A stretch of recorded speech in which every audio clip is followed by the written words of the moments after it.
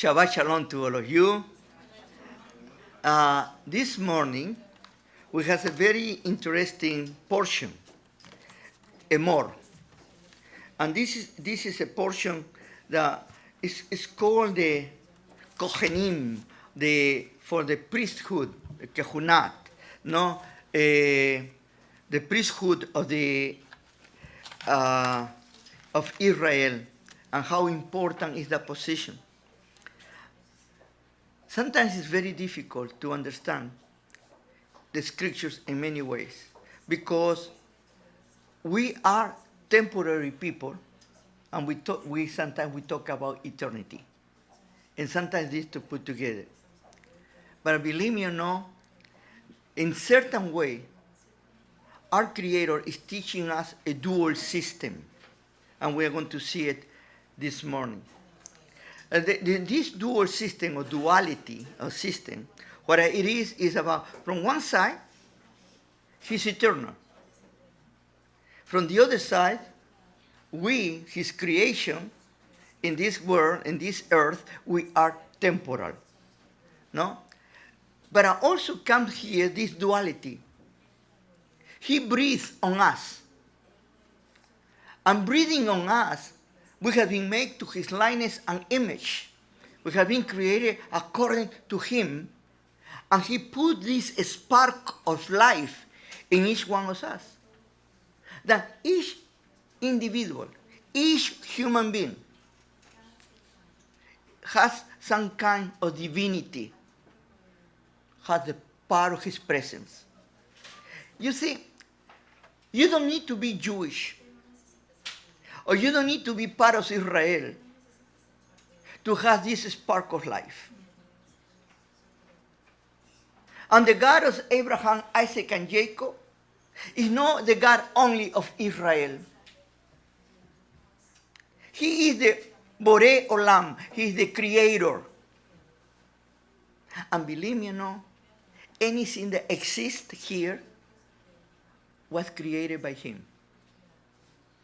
Now, there are people still here that they have the chutzpah to deny the Borei Olam. They call themselves atheists. And they're very proud people, because supposedly they don't have any doubts about. And this is the people who believe that they come from the monkey. There's the people who believe that was a casualty, that was a mistake or something, that boom, they were created, And to me, what is interesting sometimes when I talk to these people, okay, well, some of them, they call themselves that they are scientists, or the scientists, they don't have anything, They call themselves that they're pure science. And you know what?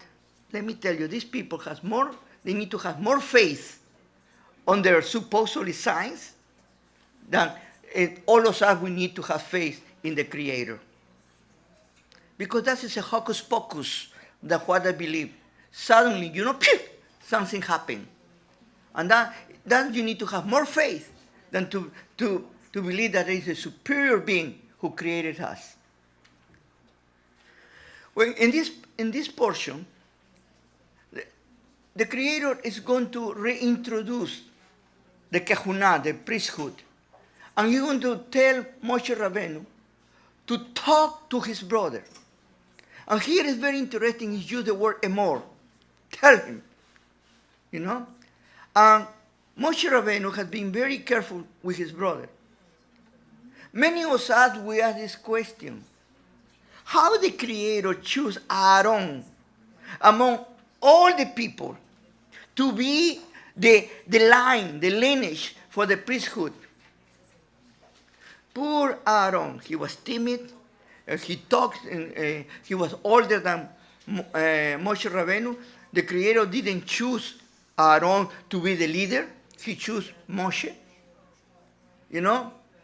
The first time that Moshe goes on his own, after they have taken out of Egypt, after the Yetziah, the exit, leave his brother in charge of the people.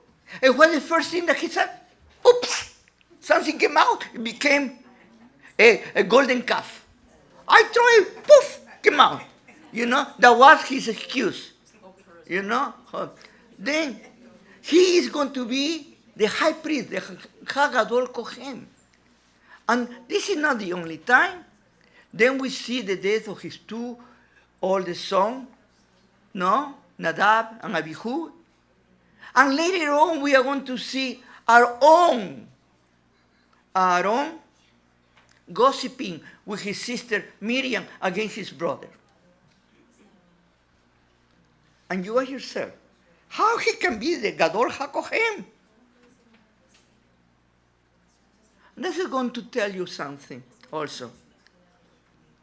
Our Creator didn't make us perfect. And this is something that many other religions, they are going to tell you that you can achieve perfection. In Judaism, we are all the time in the gray zone. All the religions are black and white. We are gray zone. We are constantly questioning ourselves, the neighbor, and everybody else. We never are really sure about even what we believe. You read the Talmud, you're going to see the discussion among the rabbis.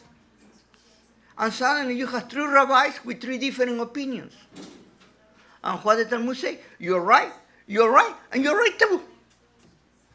If you say to somebody who is black and white, they start to scratch because they believe in what? In the absolute truth. And there is no absolute truth for humans. The absolute truth is the Creator who contains everything. But we are partial. We have partial understandings. And the very thing, the thing that the Creator has revealed for us is to know. And the thing that He didn't reveal for us to know is not for us to know.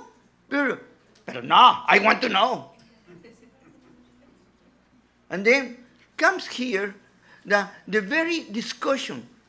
And there is one principle in rabbinical Judaism about the discussion even today about the infallibility of the rabbis. To the point that the rabbi has the right to discuss with the Creator and win their arguments to the Creator. And sometimes the Creator needs to say, oof, you're right, I am wrong. That's a chutzpah. But there are some people who believe it. And other religions inherited the idea of the infallibility of the rabbis and they copied to their own religious groups. The only one that's infallible is the Creator. All of us as human beings, doesn't matter how high we are in the ladder that we think we are humans. And as humans, we commit mistakes. Yes, Rabbi has been wrong before. They can be wrong again. Like any human being. Their intentions always is to do the best, but sometimes their intentions are not the best. And many times we have halakha. And that halakha needs to be changing with the time. Why? Because they start realizing that was not what they thought that it was going to be. In this portion, this is a very interesting discussion at the end of this portion in chapter 24 about the Israelite woman who has a son with an Egyptian. And the question has come, who is a Jew? Who is an Israelite? Interestingly enough, we want it or not, the Torah says that if the mother is Jewish or Israelite, and the father is not Jewish or Israelite, the son is not Jewish, is not Israelite. What I say? But the rabbi had decided the opposite. And they are smarter, they are greater, No, they make decisions according to the time for situations. And I understand you need to make certain decisions for the time. You know, what to me, without being so smart, a good decision would be, if the father is Jewish, you are Jewish. The mother is Jewish, you are Jewish. Period. No? That will be simple. But no. They decided that they took all the children that they were produced by the Jewish father, but the mother was not Jewish, to take them out completely from Judaism. Exactly what the Torah say, no. Came in the time of Ezra, and he came back to Jerusalem to build the temple, the Mikdash, and what he say? He found himself a lot of Jewish people that stayed there that had married Gentile women. And they make a decision among themselves. And the decision is, from now on, these children are not Jewish because the mothers are not Jewish. I have a simple question. Who is right, the Creator or men? You know, Jeremiah Hanabi had a problem. That is the reason that he wrote in chapter 17, verse 5, verse 7, verse 9 and 10. What he wrote. You know, cursed be the man who trusts in men and puts his middle in the way of men. In the way of men. Verse 7. Blessed be the man who trusts in the Creator, because he will be blessed. Verse 9 and 10. Who can know the heart of man? Deceitful it is. And what did verse 10 he say? And you there. The Creator said, I know the heart of man. And I literally say, I weigh their heart. I measure, I test their hearts. And I give it them accordingly.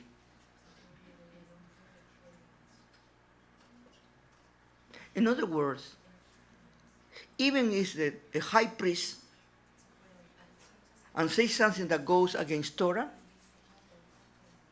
go for Torah. One of the greatest misunderstandings today, especially in the messianic understanding of Yeshua, our teacher, our rabbi, is that a religion made him to be something that he never said that he was. They crowned him as the God of the Gentiles, and they made him another God equal to the God of Abraham, Isaac, and Jacob. It's normal that we, the Jewish people, reject that idea.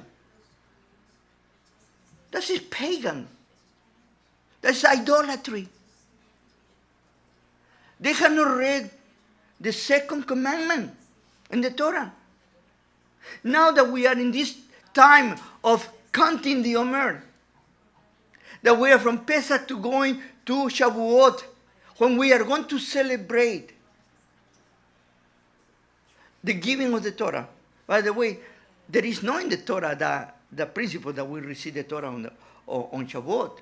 But if you count the days and the times, you can arrive to the idea. Even that, of course, that has been an idea of our elders. But one of the things here is, how can you accept something that goes against Torah? And it's very, very deep in our hearts. This idea, you shall not have any other God but me. You shall not have statues, idols, things, or replacement to me. You shall not make any human being a replacement of me, any animal or anything created by me to make a God. And on this idea, that we are under theological bombardment of different religions. They want to impose the way of beliefs. And they are accepted by people who do not understand the scriptures. And they accept whatever sounds nice into their ears. Well, everyone as individual is responsible for understanding and looking at the scriptures. And this is why the Kohanim were very important. The priesthood. Because the role was to lead Israel in the right way. To teach them about Torah, not to teach them about halakha. Not to teach them about Mesorah traditions, but to teach them about Torah. And to understand the principle of the Creator, His word to be applied in our life. When we say that we are Shomer Torah, doesn't mean that I am a replica or I imitate somebody else. Shomer Torah doesn't mean that I dress in a special way or I do certain things in a special way. Shomer Torah means that the Torah is within me and I walk halakha with the Torah that God has given to me, to all of us. And here is the principle that this portion is going to teach us. Because in chapter 23, we are going to see the second part I told you. One is eternal. Our God is eternal. But the second part is about how temporal we are. Chapter 23 of Leviticus, Vayikra, is going to teach us about the important idea about time. The duality of this. From one side, eternal. For one side, we are temporal. And even the timing, the way that we, Jewish people, has our calendar, is a dual calendar. From one side, it's a lunar calendar, but it needs to be put together or compared to the solar calendar.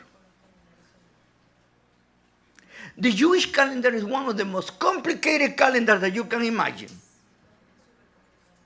You know, we have leap years. Our leap years are not in every other year. No. We have our system. If I tell you the numbers, you will be already a little bit scary. There is no the 3rd, the 6th, the 9th, then the 13th, 14th, the 17th year. And you say, leap years in that period of time. And every leap year is not one day that they added. It's 1 month. Then, this is the reason that if you have been born in the Gregorian, you have your Gregorian date of birth, your Jewish day of birth is totally different. And doesn't repeat every year the same day. The Gregorian day change. We follow the Jewish calendar for our bar mitzvah and bar mitzvah and for our discord, for all our remembrances, for our memories. You know? And this duality, lunar calendar and solar calendar, make us more clear. If we were only lunar calendar, what would happen with Islam? You know, for example, the festival of Ramadan goes from January to December, all depending whenever, because they have lunar calendar. We, Jewish people, Pesach is always in the spring, because we need to make the adjustments. The Hamoedim, or the appointed times of the Creator, is to give us an idea about our relationship with him at this time and how temporary we are. You know, I always say that Pesach is the beginning and Sukkot is the end of the cycle. I call the beginning Pesach and Sukkot the beginning of the end. And during this festival, we have festivals that are related with agriculture, and there are festivals that have nothing to do with the agriculture. Two of them is Yom Teruah, and the other is Yom HaKippurim. That has nothing to do with the agricultural system. And then we have the Shalosh Regalim, the three festivals of pilgrimage. Interestingly enough, what they are them? Pesach, Shavuot, and Sukkot. Why they are important? Because all of these three represent agricultural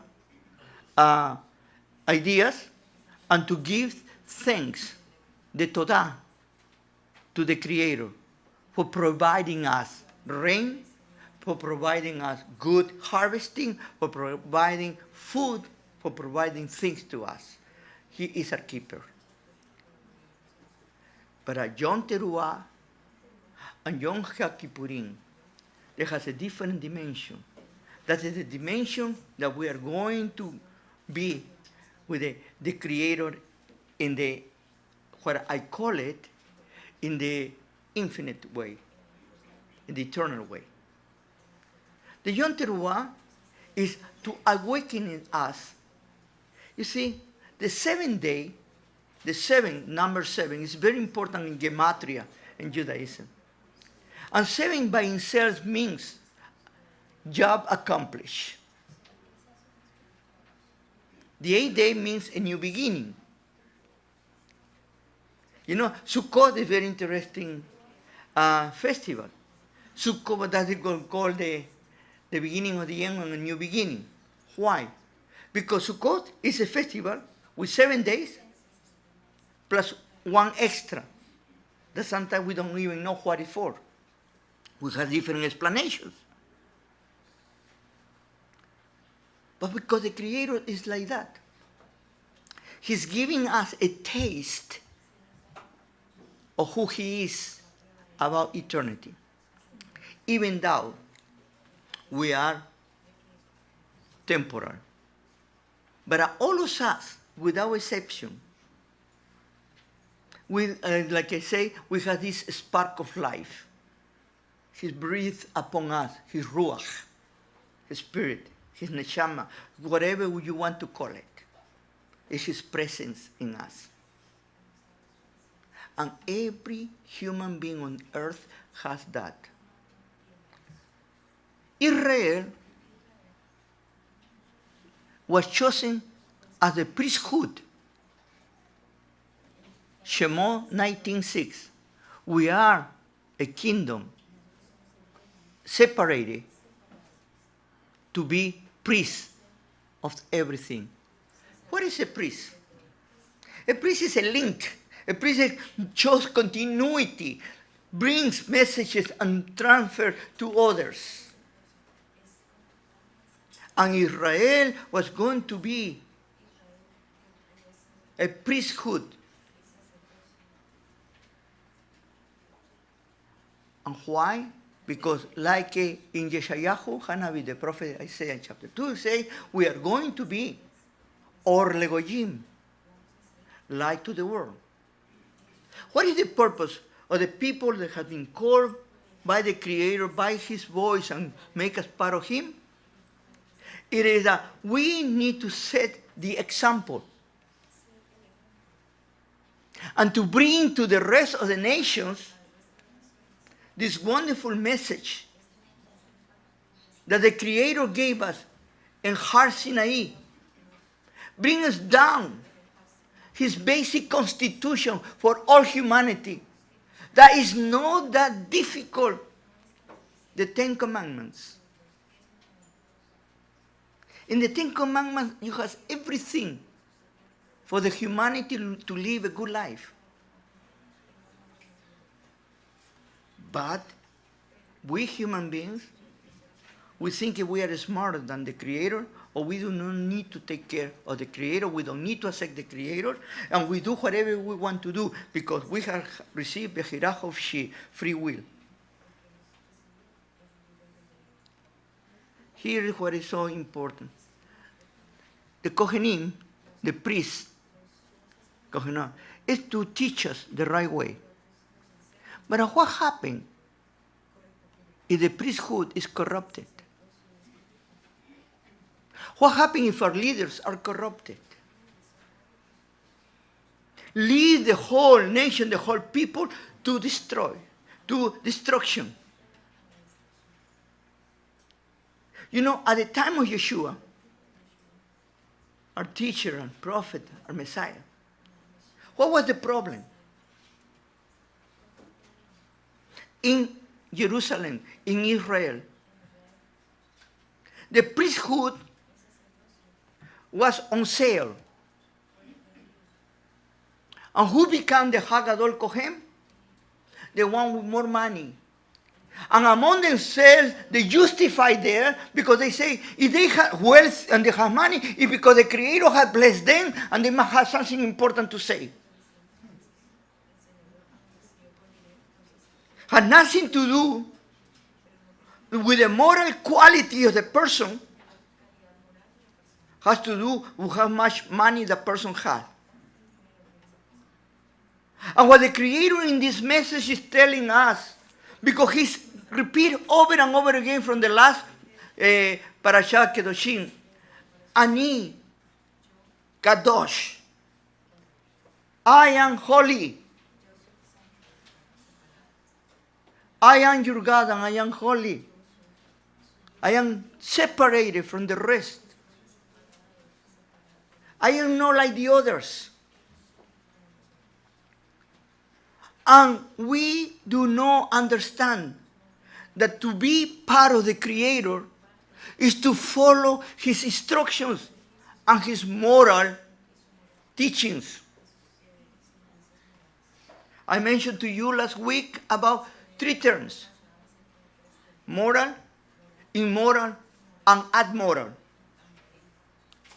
And I told you that this disastrous time that we are living today in this world, in 2018, of these modern times, is that our society has become amoral.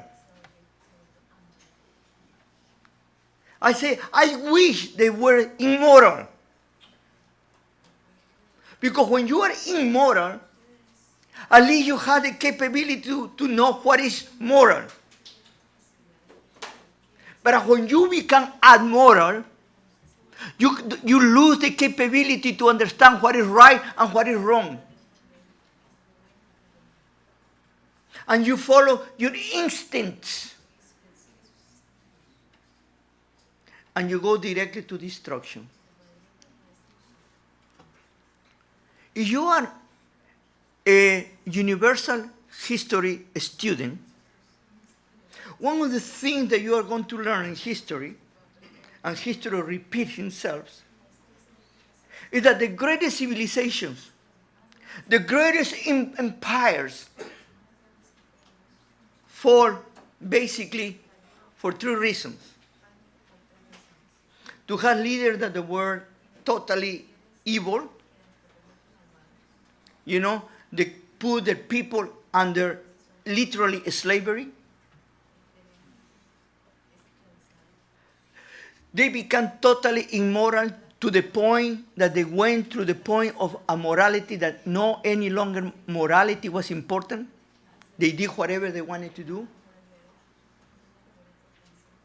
And the third one, the persecution of Israel.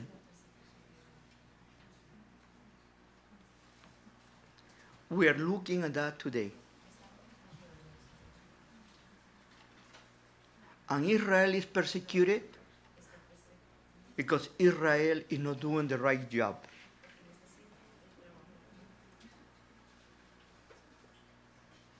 our priest has ceased to exist. And we as Israel, the moral nation, is dying, is decaying. But we still have the responsibility to be Or Legojim. And one of the greatest problems that we have, and that we are running away from that responsibility, and we want to be like the other nations. To us today, it's more important that people accept us than the Creator look at us with good eyes. And many of us, even we have desisted to believe in the Creator because what have we seen? And the corrupted religiosity of the people. Yeshua came at that time too. And the reason that he was killed, if we look at historically, no, we don't look at theologically. He was killed because he came to his people to tell them, go back to Torah. He came to tell the people, you were doing wrong, now do it right. To tell people, you do not have the right to change the word of God for your own word, because in that way you destroy what God intended to tell us and to teach us. You don't have the right to buy the priesthood. You don't have the right to put your laws over the Torah's teachings. You don't have the right to annul the word of God with your own traditions. And didn't fall that too well in the institutionalized religions, the two greatest powers at that time, the Sadducees and the Pharisees, the Sadducees and the Perushim. Because each one of them had divided their territories. You don't mess with me, I don't mess with you. You take care of the temple, I take care of the rest. We do not cross each other. These are kingdoms. And Yeshua say, you are wrong and you are wrong. And they didn't like that. Who were the people who received him and accepted him? The Amorecs and the Sadducees and the Perushim that really had the heart right toward the Creator. Because he spoke to them in their language and the understanding. And they saw that what he wanted was the best for Israel. Sadly enough, his message was kidnapped, was taken by the Gentiles. And instead to make that message accordingly to Torah, they divorced his message from Torah. And that was their mistake. And they made him something that he never said that he was. And today, most of the Israelites, they have a negative idea about Yeshua because of Jesus Christ. Because most of the Israelites, they think that is the God of the Gentiles. And we cannot have another God besides the God of Israel. And it is our duty, and I believe that it's our duty to teach the Gentiles and to teach the Israelites the truth about Yeshua. To tell them that he was a great teacher. He was the Messiah at his time.